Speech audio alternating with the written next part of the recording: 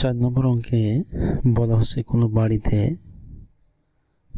কোনো বাড়িতে ৯৮,০০০ গ্রাম চাল আছে। ৯৮,০০০ গ্রাম চাল আছে।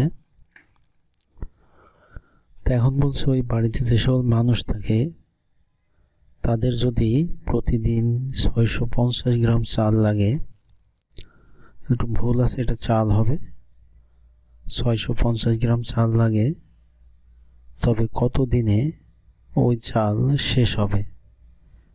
কততম দিনে ওই চাল শেষ হয়ে যাবে? এই উত্তর যেটা হবে সেটা ক্রমবাচক সংখ্যায় আমাদের প্রকাশ করতে হবে। উত্তর যেটা হবে সেটা ক্রমবাচক সংখ্যায়। তা আমরা একটু দেখে নিই যে ক্রমবাচক সংখ্যা আসলে কি। আমি লিখে দিয়েছি এখানে ক্রমবাচক সংখ্যা। তো এই যে আমরা বলি না যে প্রথম, দ্বিতীয়, তৃতীয়, পঞ্চম, ষষ্ঠ, এখানে লিখলাম যে 8, একটা সংখ্যা 8কে আমরা অনেক সময় অষ্টম বলি। এই যে অষ্টমী হচ্ছে কিন্তু ক্রমবাচক সংখ্যা।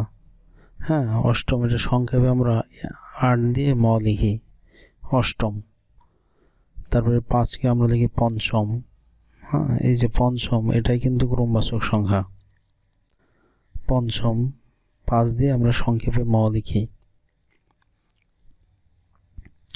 তারপরে 19 যেরকম, এটাকে আমরা ঊনবিংশ লিখি। এই ঊনবিংশ হচ্ছে ক্রমবাচক সংখ্যা। যেটা সংখ্যা আমরা 19 দিয়ে তালব বসা দিই, ঊনবিংশ। তাই এই ধরনের যে সংখ্যাগুলো আছে সেগুলোকে আমরা ক্রমবাচক সংখ্যা বলি। তো প্রত্যেকটা সংখ্যারই এরকম ক্রমবাচক সংখ্যা লেখা যায়। তা আমি জাস্ট একটু জানার জন্য এটা লিখে দিলাম। তাই এই ধরনের এই যে অষ্টম, পঞ্চম, 13তম, 14তম, এই ধরনের সংখ্যার মাধ্যমে আমার এই উত্তরটা লিখতে হবে। সেদিকে লিখে দিয়েছি উত্তর ক্রমবাচক সংখ্যাই হবে। তাহলে আমরা এখন দেখি যে ৯৮,০০০ গ্রাম চাল আছে একটা বাড়িতে। তাদের প্রতিদিন মানে হচ্ছে প্রত্যেক দিন, প্রতি একদিনে তাদের ৬৫০ গ্রাম চাল লাগে। প্রতিদিন মানে প্রতি একদিনে কত গ্রাম? ৬৫০ গ্রাম চাল লাগে। তাহলে কততম দিনে ওই চাল শেষ হবে? তাহলে আমরা লিখতে পারি যে ৬৫০ গ্রাম চাল লাগে একদিনে। এখানে লিখে দিলাম আমি যে ৬৫০ গ্রাম চাল লাগে একদিনে। তাহলে ওই পরিবারে বা ওই ফ্যামিলিতে বা ওই বাড়িতে যে মানুষজন আছে তারা প্রতিদিন ৬৫০ গ্রাম চাল খাবার হিসেবে গ্রহণ করে। তাহলে তাদের যে চাল থেকে ভাত হয় এর জন্য তারা ৬৫০ গ্রাম চাল ব্যবহার করে একদিনে। তাহলে এই ৯৮,০০০ গ্রাম চালে তাদের কয়দিন যাবে? ৯৮,০০০ গ্রাম চালে তাদের কয়দিন যাবে? এটা হিসাব করতে গেলে একটু সময় লাগে। আমি এখানে আবার লিখে দিচ্ছি যে ৯৮,০০০ গ্রাম চাল লাগে। তো উপরে আমরা লিখব ৯৮,০০০ আর নিচে লিখব হচ্ছে ৬৫০। মূল কথা ৯৮,০০০কে যদি আমরা ৬৫০ দিয়ে ভাগ করি তাহলে আমাদের এই চালটা কততম দিনে শেষ হবে সেই দিনের সংখ্যা বের হবে। তা এই যে আমি লিখলাম এত দিনে, তাহলে মূলত আমরা এখন যে কাজটা করব সেটা হচ্ছে যে ৯৮,০০০কে আমরা ৬৫০ দিয়ে ভাগ দেব। তাই এই অধ্যায়ে যে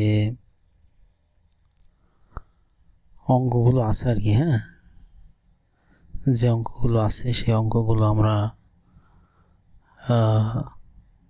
সবগুলো একই নিয়মে করার চেষ্টা করব।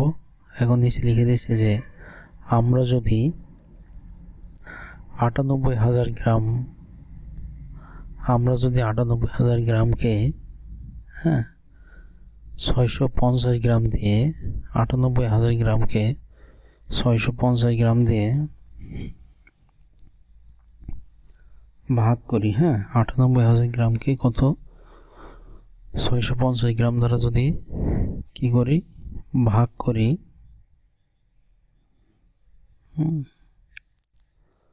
তাহলে আমরা যে ভাগফলটা পাবো সেটাই হবে আমাদের দিনের সংখ্যা। তো আমি লিখে দিলাম যে ৯৮,০০০ গ্রামকে ৬৫০ গ্রাম দ্বারা ভাগ করি। ভাগ করলে আমরা কি পাই? তাহলে ৬৫০ দিয়ে আমরা ৯৮,০০০ গ্রামকে আমরা ভাগ করব। ৬৫০ ভাগ ৯৮,০০০।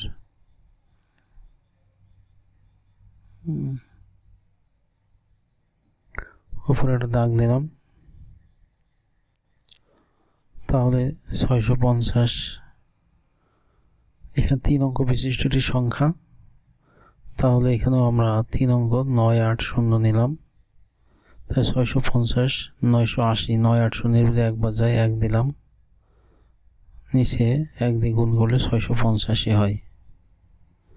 এবার আমি এটা বিয়োগ করলাম, যে ৯৮০ থেকে ৬৫০ আমি বিয়োগ করলাম, ০ ৫ আর কত হলে ৮ হয়, ৩ হলে হাতে ১,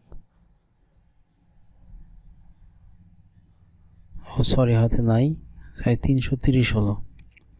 ৬৫০ ৩৩০-এর ভিতরে যায় না, ছোট, এই জন্য উপর থেকে একটা ০ এখানে নামালাম। তাহলে হলো আমার ৩৩৩৩ এর ভিতরে ৬৫০ যায় ৫ বার, ৫ বার দিলে আমার ৫ ০ ০ ৫ ৫ ২৫, ৫ ৫-এ ২৫, ৫ ৬ ৩০, ৩০ আর ২ ৩২, ২ আর হাতে থাকে ৩, তাই ৩২৫০। তাই ৩৩০০ থেকে ৩২৫০ যদি আমি বিয়োগ করি তাহলে হয় ৫০। তাহলে ৬৫০ দিয়ে ৫০কে ভাগ করতে হবে, এটা যায় না। তাহলে উপর থেকে একটা ০, যে ০টা আছে সেই ০টা এখানে নামালাম। ওই যে ০ আছে, এই ০টা আমি এখানে নামালাম। তো এখন একটা জিনিস খেয়াল করতে হবে, ৬৫০ কিন্তু ৫০০-এর ভিতরে যায় না, কিন্তু যেহেতু একটা ০ নামিয়েছি অবশ্যই সেটা কিন্তু আমার ভাগ করা লাগবে। যেহেতু যায় না তাহলে 0 দিয়ে আমি ভাগ করলাম, তাহলে আমার 0 দিয়ে ভাগ করলে সব 0 0 হয়ে যায়, এখানে ৫০০ থাকে। তাহলে অবশ্যই খেয়াল রাখতে হবে, যদি আমি কোনো কিছু নামাই তাহলে সব সেটাকে ভাগ করতে হবে। তাহলে আমার ভাগফল হলো ১৫০ এবং ভাগশেষ হলো ৫০০। তাহলে একটা জিনিস এখানে খেয়াল করতে হবে যে আমার কিন্তু এখানে ভাগশেষ থাকতেছে, ভাগফল তো আছে, ভাগশেষ কিন্তু থেকে যাচ্ছে। এই জন্য আমি যে জিনিসটা করব সেটা হচ্ছে যে এই চালটা ১৫০ দিনে শেষ হওয়ার কথা, কিন্তু সেখানে না হয়ে যে ৫০০ গ্রাম চাল কিন্তু অবশিষ্ট থেকে যাচ্ছে। এই যে ১৫০ ভাগফল এটা কিন্তু দিন, আর যে অবশিষ্ট যে ভাগশেষ মানে অবশিষ্ট এই ৫০০ এটা কিন্তু গ্রাম চাল। তাহলে ১৫০ দিন এই চাল খাওয়ার পরেও ৫০০ গ্রাম চাল থেকে যাচ্ছে। তাই সুতরাং আমরা লিখতে পারি যে ১৫০ দিন বা ১৫০তম দিনে ১৫০তম ১৫০তম দিন পরে ৫০০ গ্রাম, তাহলে আমরা লিখতে পারি সুতরাং ১৫০তম দিন পরে ৫০০ গ্রাম চাল অবশিষ্ট থাকে। তাহলে এই ৫০০ গ্রাম অবশিষ্ট চাল শেষ করার জন্য আরও একদিন সময় লাগবে। ৫০০ গ্রাম চাল অবশিষ্ট থাকবে। তাহলে আমরা এখানে যে জিনিসটা এখন দেখতে পাচ্ছি সেটা হচ্ছে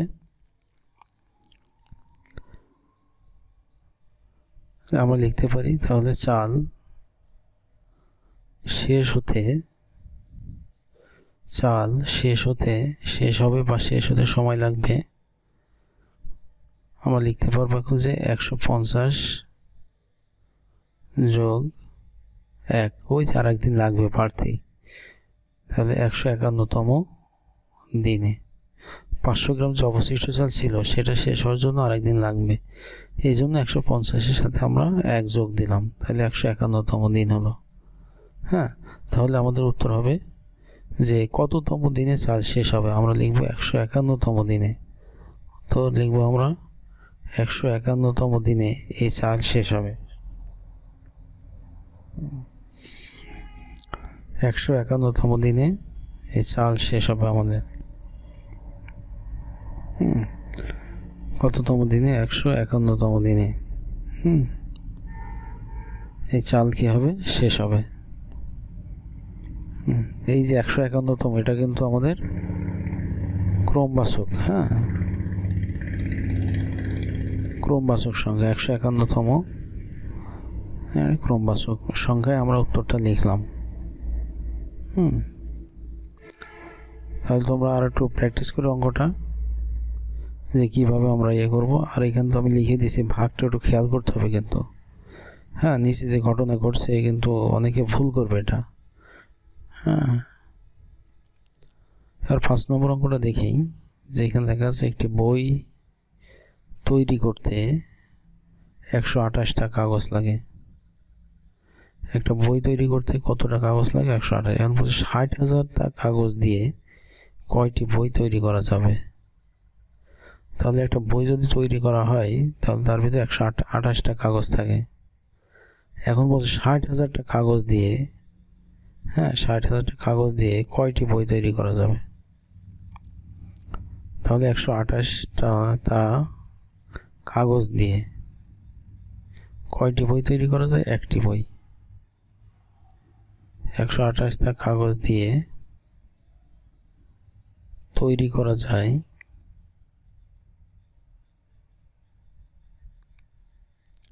128টা কাগজ দিয়ে তৈরি করা যায় একটি বই। একটি বই। হ্যাঁ, অতএব 60,000টা কাগজ দিয়ে তৈরি করা যায়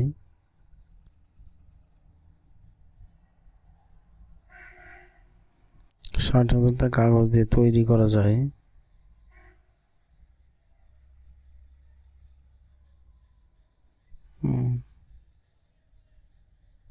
60,000 ভাগ 128, এতটি বই। 60,000 ভাগ 128। তাহলে একটা বইয়ের ভিতরে যদি 128টা কাগজ থাকে তাহলে 60,000টা কাগজ দিয়ে কয়টা বই তৈরি করা যাবে এটা বের করতে হলে আমরা 60,000কে আমরা 128 দিয়ে ভাগ করব, ভাগ করলে বোঝা যাবে। তাহলে এখন আমরা লিখব যে এখন যদি এই 60,000কে 128 দিয়ে ভাগ করা যায়, 60,000কে আমরা কি করব? 128 দিয়ে ভাগ করব। আমি লিখে দিচ্ছি যে যদি এখন যদি 60,000টা কাগজকে 128টা কাগজ দিয়ে ভাগ করি, হ্যাঁ, এখন যদি 60,000টা কাগজকে 128টা কাগজ দিয়ে 128টা কাগজ দিয়ে ভাগ করি তাহলে কি হবে? তাহলে আমাদের যে ভাগফলটা হবে সেটাই হচ্ছে কয়টি বই তৈরি করা যাবে এই বইয়ের সংখ্যা। তাহলে 128 দিয়ে আমরা 60,000কে ভাগ করব, তাহলে 128 ভাগ 60,000। হ্যাঁ, তাহলে আমরা ভাগের মতো করে এটাকে সাজালাম। একটু দেখি আমরা,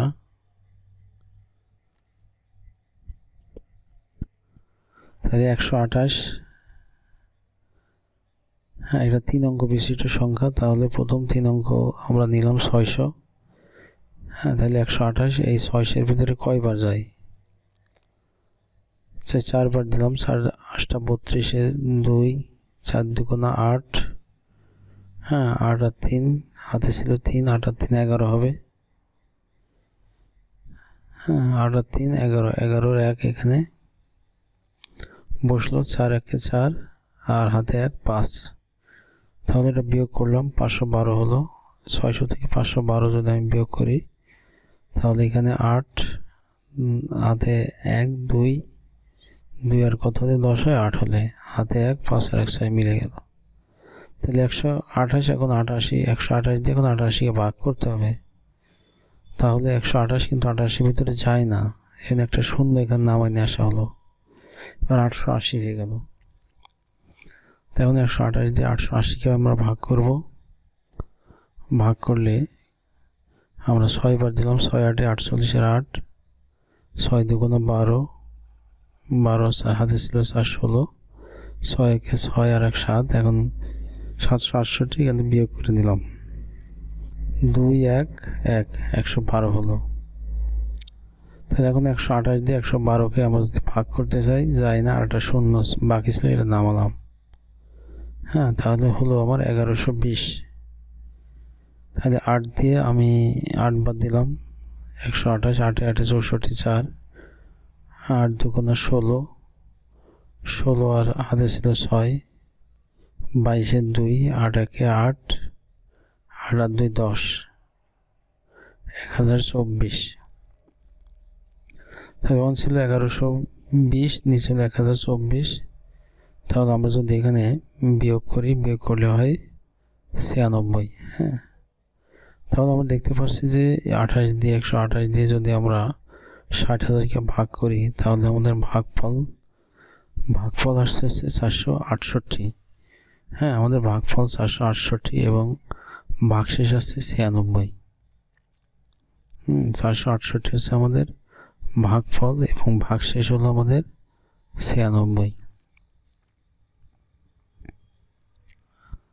এখন যে বিষয়টা সেটা হলো যে এই 60,000টা কাগজ দিয়ে কয়টি বই তৈরি করা যাবে। তাহলে আমাদের বইয়ের সংখ্যা হচ্ছে 468। 1000টা কাগজ দিয়ে আমরা 468টা বই তৈরি করব। সুতরাং 468টি বই তৈরি করা যাবে। 468টি বই কি করা যাবে, তৈরি করা যাবে। আর যে 96 লাস্টে ভাগশেষ থাকছে, এই 96 কিন্তু এতটা পাতা অবশিষ্ট থাকবে। সেজন্য আমি লিখে দিলাম সুন্দর করে যে সুতরাং 468টি বই তৈরি করার পরও 96টা কাগজ অবশিষ্ট থাকবে। 96টা কাগজ কি থাকবে, অবশিষ্ট থাকবে। 468টি বই তৈরি করার পরও 96টা কাগজ অবশিষ্ট থাকবে।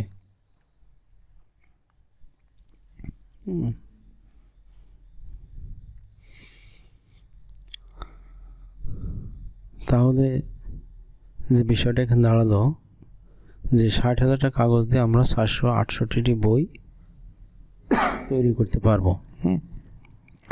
468টি বই তৈরি করতে পারবো। তো এই 468টি বই তৈরি করা হয়ে গেলে এই 60,000-এর ভিতরে 96টা কাগজ থেকে যাবে। 468টি বই তৈরি করা যাবে, এটাই কিন্তু আমাদের উত্তর হবে। আর অবশিষ্ট থাকছে কয়টা, 96টা কাগজ এখানে অবশিষ্ট থাকছে। তাহলে উত্তর আমি লিখে দিলাম যে 468। হ্যাঁ, উত্তর হলো কত, 468।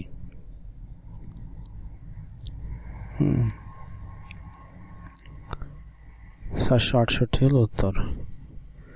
এবার দেখি আমাদের যে 6 নম্বর অঙ্ক আছে, 6 নম্বর অঙ্কটা আমরা একটু দেখি যে এখানে কি বলা হচ্ছে।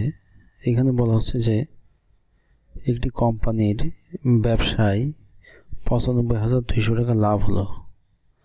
একটি কোম্পানির ব্যবসায় 95,200 টাকা কি হলো, লাভ হলো, এবং তা কর্মচারীদের মধ্যে সমানভাবে ভাগ করে দেওয়ার সিদ্ধান্ত হলো। এবং তা কর্মচারীদের মধ্যে সমানভাবে ভাগ করে দেওয়ার সিদ্ধান্ত হলো। যদি প্রত্যেক কর্মচারী 800 টাকা করে পান, যদি প্রত্যেক কর্মচারী 800 টাকা করে পান তাহলে কর্মচারীর সংখ্যা কত। এখন বলা হচ্ছে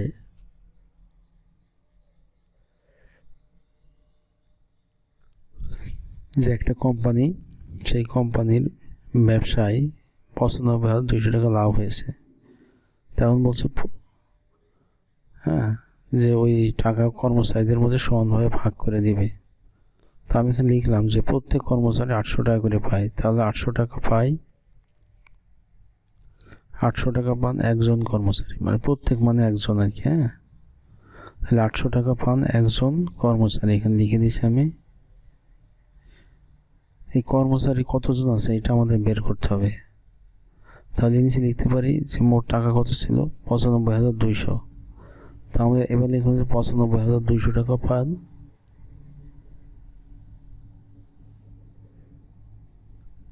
95,200 টাকা পান 95,200 ভাগ 800, 95,200 ভাগ কত 800, এতজন কর্মচারী 95,200 টাকা পান এতজন কর্মচারী। তাহলে বোঝা যাচ্ছে যদি একজন কর্মচারী 800 টাকা পায়, তার 2 জন 1600, 3 জন 2400, এরকম করে করে কতজন কর্মচারী আছে সেই সংখ্যাটা আমাদের বের করতে হবে। তো এটা খুবই সময় সাপেক্ষ এবং কষ্টকর, এজন্য আমরা এটা করব। তা আগের অঙ্কগুলোর মতোই আমরা এখানে লিখব। এখন আমরা যদি এই 95,200 টাকাকে আমরা যদি এখন 95,000 কত টাকা 200 টাকা, আমরা যদি এখন 95,200 টাকাকে 800 টাকা দিয়ে ভাগ করি, 800 টাকা দিয়ে ভাগ করি, তাহলে আমরা একটু ভাগ করে দেখব যে ভাগ পড়লে কত আসে।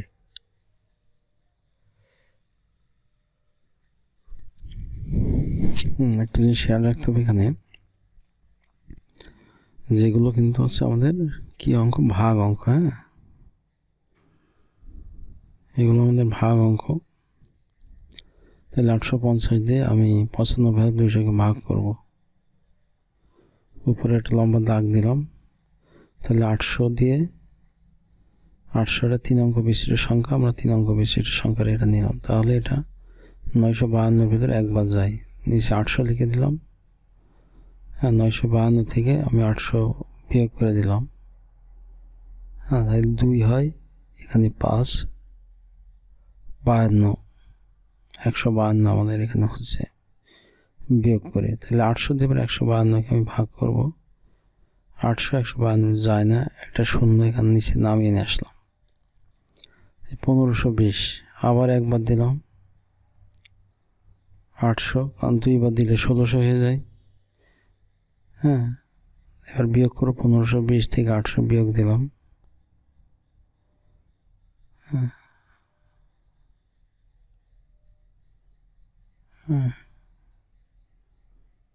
তাহলে আমাদের বিয়োগ ফল এখানে 720, 800 দিয়ে 720 যায় না, আর একটা শূন্য নিচে নামিয়ে নিয়ে আসলাম, 72 হয়ে গেল।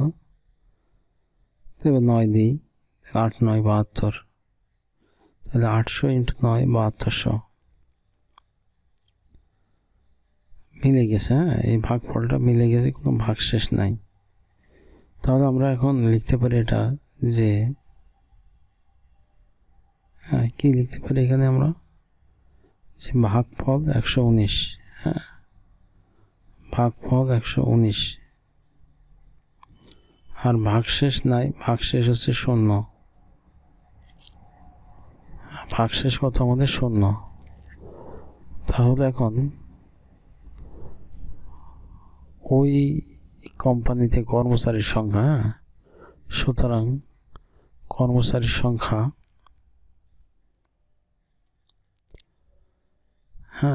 ওই কোম্পানিতে কর্মচারীর সংখ্যা হচ্ছে 119 জন, কর্মচারীর সংখ্যা হচ্ছে 119 জন।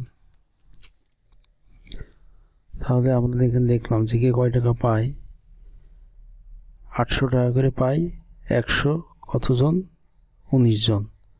তাহলে 119 জন, যদি 19 জনকে যদি 800 টাকা করে দেওয়া হয়,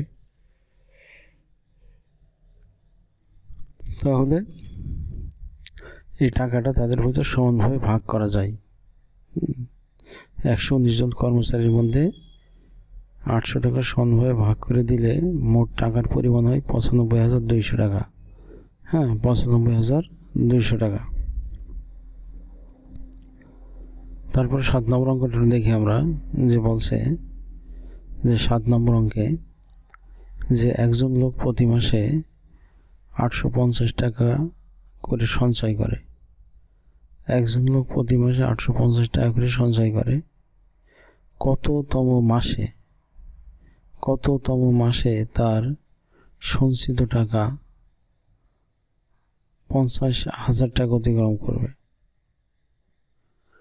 হ্যাঁ, তাহলে আমরা একটু দেখি। একদিনে সঞ্চয় করে 850, তাই 2 দিনে কত করবে? 1700 টাকা। 850 দুগুণা 1700 প্রতি মাসে। প্রতি মাসে হবে। 3 মাসে করবে, তাহলে কত? 1700 আর এখানে 2550। 3 মাসে 2550। 4 মাস বলি, 2550 4 মাস বলে এখানে আবার 850 যোগ হয়ে হবে হচ্ছে 3400। হ্যাঁ, তো এখন বলছে কততম মাসে তার সঞ্চিত টাকা অতিক্রম করবে সংখ্যা দেখো। তাহলে এটা আমরা দেখলাম যে এভাবে যদি আমরা করি তাহলে এটা কিন্তু একটা সময় সাপেক্ষ এবং এটা জটিল হয়ে যায় আর কি। এখন আমরা যে কাজটা করব সেটা হলো কততম মাসে আমার এখানে বের করতে বলছে। হ্যাঁ, তার সঞ্চিত টাকা 50,000 অতিক্রম করবে। তা আমরা লিখতে পারি 850 টাকা সঞ্চয় করে 1 মাসে। 850 টাকা সঞ্চয় করে 1 মাসে।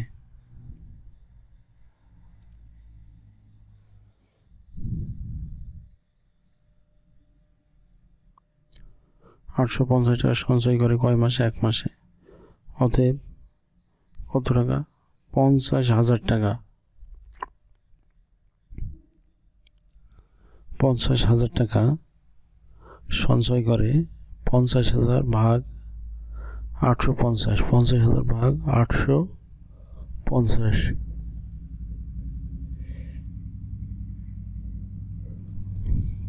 আমরা এটা দেখি যে 50,000 ভাগ 850 মাসে। হ্যাঁ, কততম মাসে তার সঞ্চিত টাকা 50,000 টাকা অতিক্রম করবে? এটা ক্রমবাচক সংখ্যা লিখতে হবে।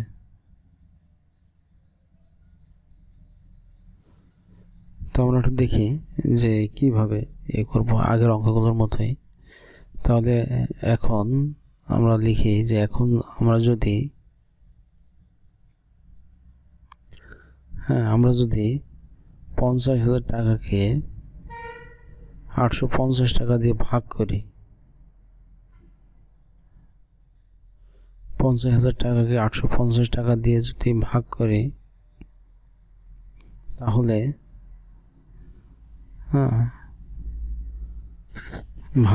তাহলে কি হয় আমরা একটু দেখি। এখানে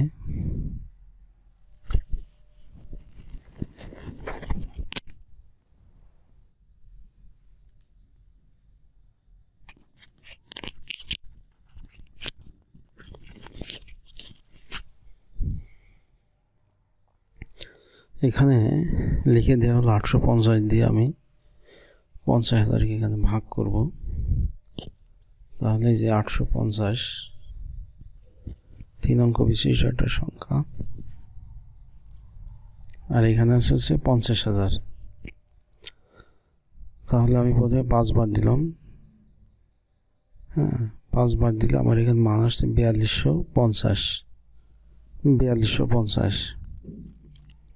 তো এই যে 4250 আমরা এটা যদি 5,000 থেকে আমরা যদি কি করি বিয়োগ দিই তাহলে যে বিয়োগ ফলটা আসে আমাদের লিখলাম 0। 5 আর কত 10 হয় 5 হলে হাতে 1 3। 3 আর কত 10 হয় 7 হাতে 1।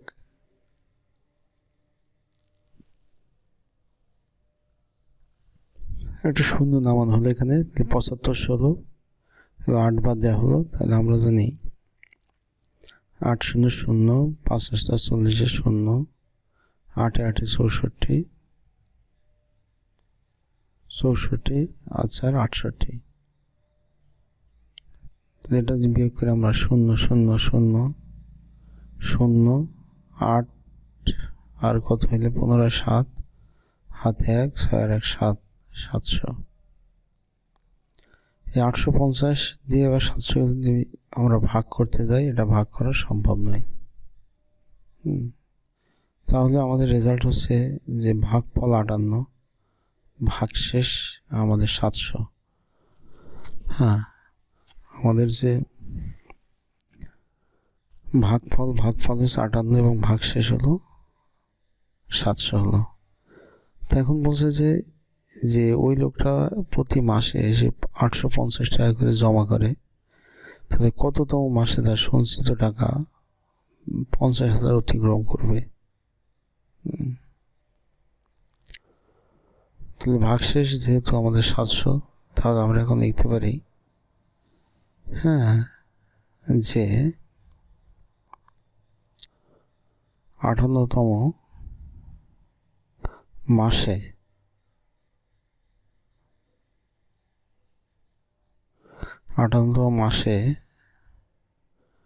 সঞ্চয় করার পরেও 58তম মাসে সঞ্চয় করার পরেও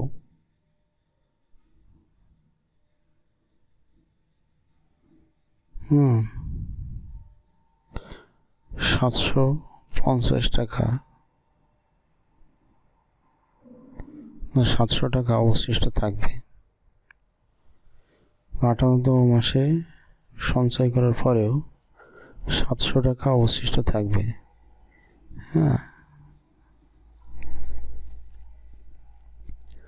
তাহলে এই জিনিসটা একটু খেয়াল করতে হবে যে অবশিষ্ট কয় টাকা থাকছে।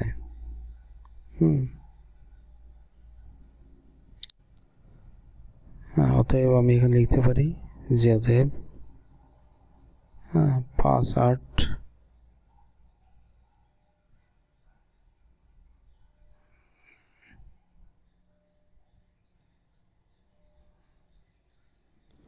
5 8 যোগ 1 59তম দিন 59তম মাস অতিক্রম করবে। কততম 59তম মাস কি করবে? অতিক্রম করবে। 59তম মাস অতিক্রম করার পর সঞ্চিত টাকা 50,000 অতিক্রম করবে। 50,000 অতিক্রম করবে।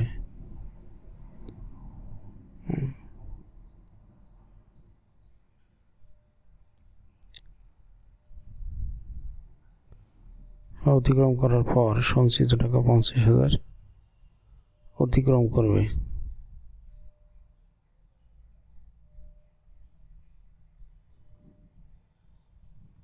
তাহলে আমাদের যে অ্যান্সার, সেই অ্যান্সারটা হলো 58 যোগ 1 59তম।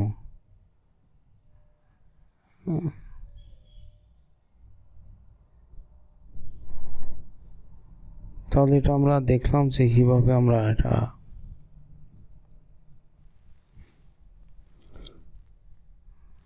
দেখব। উত্তরটা হবে আমাদের 59তম মাসে। উত্তরটা হবে কত? 59তম মাসে।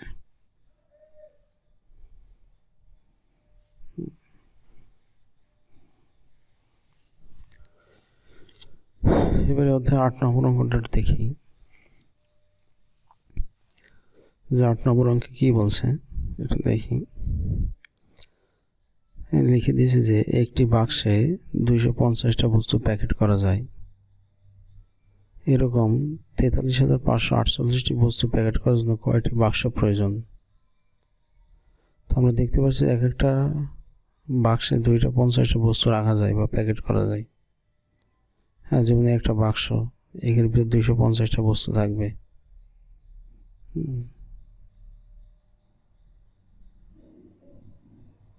তো এরকম করে আমার বাক্স হতে হবে এত।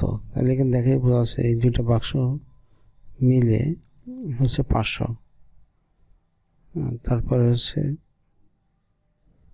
আর একটা হচ্ছে যে 250। এভাবে যদি প্যাকেট করা হয় তাহলে কয়টা বাক্স লাগবে? হ্যাঁ, এইভাবে যদি আমরা প্যাকেট করি তাহলে আমাদের বাক্স লাগবে কয়টি? তাহলে এরকম করে করে আমাদের কিন্তু এক এক যদি আমরা বের করি, এরকম করে করে আমাদের 43,548টা বস্তুর হিসাব দিতে হবে। হ্যাঁ, এটা বস্তু প্যাকেট করার জন্য কয়টি বাক্স প্রয়োজন? হ্যাঁ, কয়টি বাক্স? তো আমরা এই ধরনের অঙ্ক একটু দেখি যে কীভাবে আমরা এখানে করতে পারি। আগের অঙ্কগুলোর সাথেও এগুলোর হুবহু মিল আছে। তো আমরা লিখতে পারি যে 250টি বস্তু প্যাকেট করার জন্য 250টা বস্তু প্যাকেট করার জন্য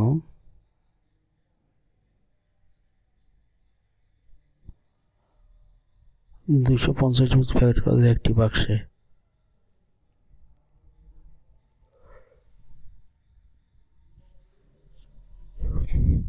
অতএব আমাদের প্যাকেট আছে, বস্তু আছে 43,548। 43,548 বস্তু প্যাকেট করা যায় 20 ভাগ, 43,548 এতটি বস্তু প্যাকেট করা যায়। 43,548টি বস্তু প্যাকেট করা যায় 43,548 ইন্টু ডিভাইড হচ্ছে কত? 200।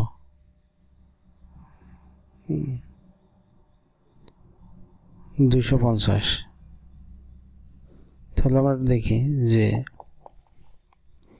এই যে 43,548কে আমরা 250 দিয়ে ভাগ করব। তাহলে এখন দেখা যাচ্ছে এখন যদি 4, 3, 5, 4, 8কে 4, 3, 5, 4, 8কে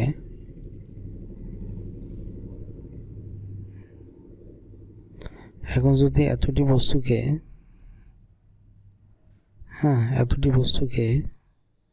250টি বস্তু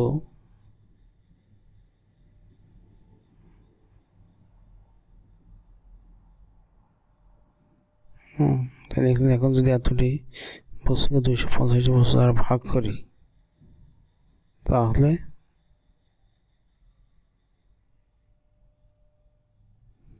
250 43,548। তাই 250 দিয়ে আমরা এটাকে যদি ভাগ করি 43,548কে, তাই দেখি আমরা 3 অঙ্ক বিশিষ্ট 250 একবার দিলাম, তাহলে 250 এখানে আসলো।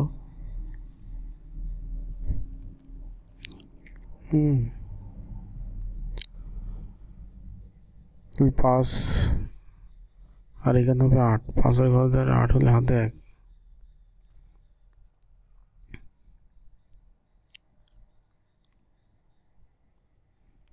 তারপরে আসলে কি 4 নিচে নেমে আসলো, যেহেতু এগুলো যায় না তাহলে 1854 হলো, তাই 7 বার নিলাম এখানে।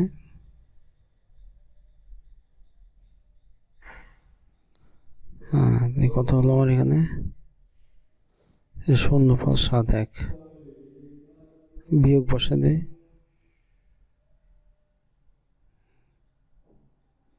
শূন্য 4।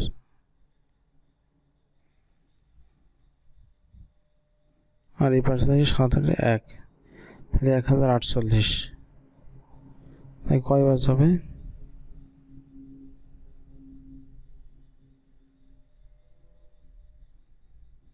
তাই 4 দিয়ে এখানে বসাই দিয়েছি, 4 1000 হবে, বিয়োগ করলে 48।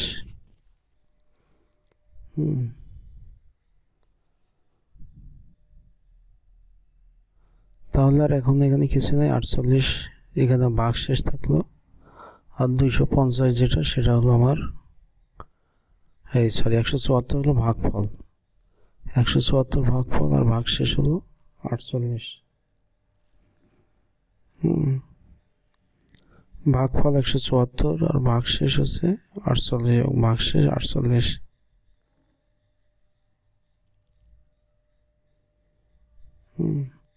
তাহলে ভাগফল 174 এবং ভাগশেষ 48। তাহলে প্যাকেটের জন্য কয়টি বাক্স প্রয়োজন? তাই প্যাকেট করার জন্য সুতরাং লিখেই দিই সব, যে 174টি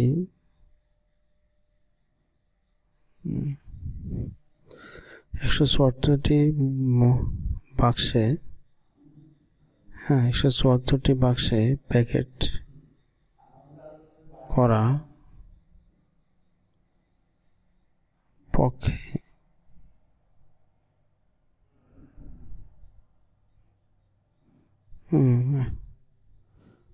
প্যাকেট করার পরেও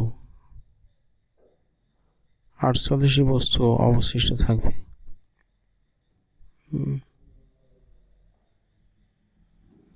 কতটি বস্তু অবশিষ্ট থাকবে? 48, মানে ভাগশেষটা অবশিষ্ট থাকে আর কি। হ্যাঁ,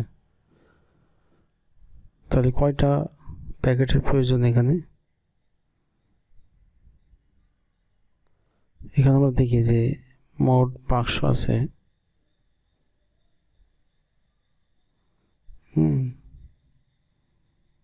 মোট বাক্স প্রয়োজন আছে 174 ইন্টু 174 যোগ আর একটা 1। তাহলে 174 যোগ 1 175টি। তাহলে 175টি কি তৈরি করা যাবে? 175টি বাক্স প্রয়োজন। উত্তর 175। 175। তো এই অঙ্কগুলো আমরা একটু বাসায় একটু ভালো করে প্র্যাকটিস করব। করলে অধ্যায়টি আমাদের আস্তে আস্তে শেষ হয়ে যাবে আর কি। একটু খেয়াল করতে হবে।